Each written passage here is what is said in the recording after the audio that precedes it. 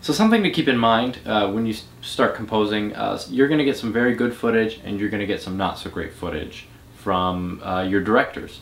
And I define good footage as the sort of footage that evokes a lot of emotions, is very inspiring, is well put together, and it kind of stands on its own feet without the music. You as a composer have a unique opportunity to respond emotionally to well-compiled footage, and not only just respond to it and feel good, but you're actually able to reinsert yourself into the film to create an even better end product. You don't want to get in the way of the overall message of the footage or the film that you happen to be working with. You want to let it dictate the flow and the pace of the composition rather than you just saying, ooh, I want to do this, or I have to do this, or just falling back on your own personal habits. That's why I think it's very good to not overly absorb popular trends in film music today, because then that might be what you fall back on. As opposed to responding to something, your brain immediately goes somewhere else. It goes to something outside of the film that you happen to be working with. That's also why I would be careful of temp music. I generally listen to the temp score on the first viewing.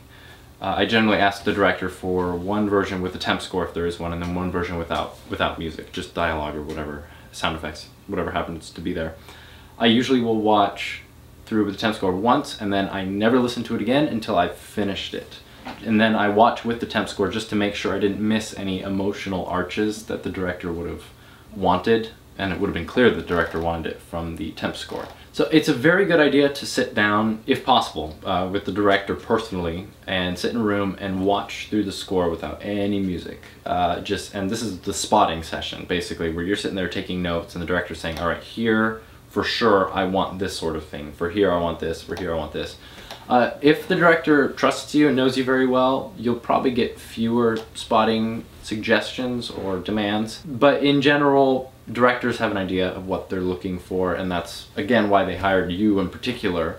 It's because they want your sound, or they want your take on things. But don't be surprised if you're working with a director for the first time and they don't trust you at all. It can be a little unnerving, almost offensive in some ways, but you just got to get past that, because if you deliver a good product, you are going to have a long-term relationship with that director, and they will come to trust you more and more with their footage, because I mean, they're really putting a lot of faith in your work to basically give you free rein on something they've worked very hard to complete. One of the best things I hear in my life, and I've heard this from a number of different directors that I've worked with, and it really means a lot to me, is they tell me, after working with you, I hope I never have to hire another composer again. So that's kind of where you want to be with a film director, and to get there, you need to be accommodating, but you also need to assert yourself and show that you are able to deliver based on your own musical preferences, and that you kind of have a vision for the film. And you won't have a vision for the film